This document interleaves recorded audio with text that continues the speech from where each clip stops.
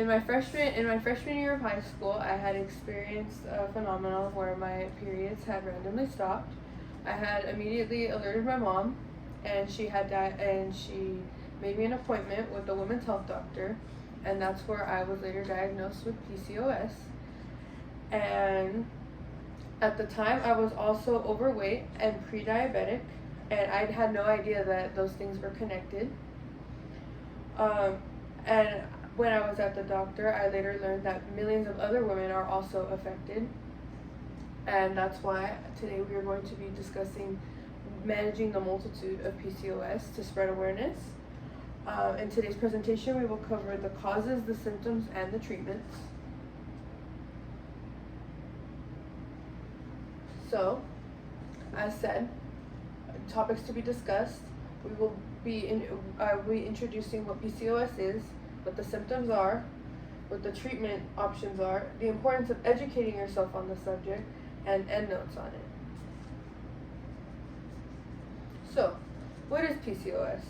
Well, PCOS stands for polycystic ovarian syndrome, and it's a common hormonal and metabolic disorder. It prevents the ovaries from releasing mature eggs regularly. Imbalance leads to irregular periods, elevated male hormones, and the buildup of small immature follicles or sacs on the ovaries, as you can see in this diagram. PCOS affects multiple hormone systems and metabolic processes. Its impact goes far beyond the reproductive system. According to the National Institute of Child Health and Human Development, 8 to 13% of reproductive age women experience this. And some of the causes can be because of genetics, insulin resistance, or chronic inflammation. Now let's look at the symptoms. So symptoms are often the earliest warning signs of a deeper metabolic and hormonal imbalance. Early recognition to help mitigate the risk of serious long-term complications. So examples of symptoms could be diabetes or infertility. Some other ones are also weight gain or trouble losing weight, irregular periods, acne, dense facial hair, hair loss, ovarian cysts, mood swings, darkening pigmentation, and low energy. Now let's discuss treatment options. So with treatment options, it's important to keep in mind to consult your doctor first and discuss options. There is no cure, only things to help manage it. So some examples would be lifestyle modifications, which include weight management, diet, and exercise. For cycle regulation and cancer protection, we have birth control. For managing androgen symptoms like acne and hair growth, we have anti-androgens and topical creams. For insulin resistance, we have insulin sensitizing drugs. And for fertility and conception, we have ovulation medications, injectable hormones, and if it does get to the point, surgical and advanced options. The goal, according to the PCOS Awareness Association, the goal is to help manage the symptoms and reduce health risks, considering that there is no treatment.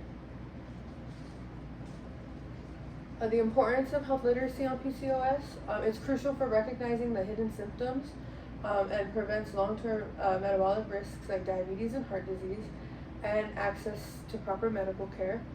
And it's important to remember it can happen to any woman, no matter their lifestyle or genetics. So here's some statistics to put into perspective on how PCOS affects women, or how common I should say. PCOS affects 1 in 10 women of childbearing age. 5 to 18% of women worldwide have PCOS. 20 to 30% of PCOS patients develop diabetes and cholesterol problems. 50% of women don't know they have PCOS and go undiagnosed. 30% of women with normal body mass index, BMI, have lean PCOS. And 70% of women with PCOS have difficulty getting pregnant.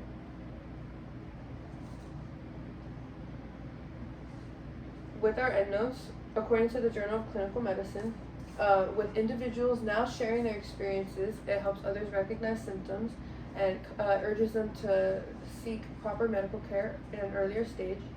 PCOS has been present for a long time, and ongoing research continues to uncover better ways to manage it and improve quality of life. As understanding grows, more treatment options and support systems are becoming available, allowing individuals to take control of their health. PCOS not only highlights the importance of hormonal health, but also emphasizes the need for continued education and awareness in communities.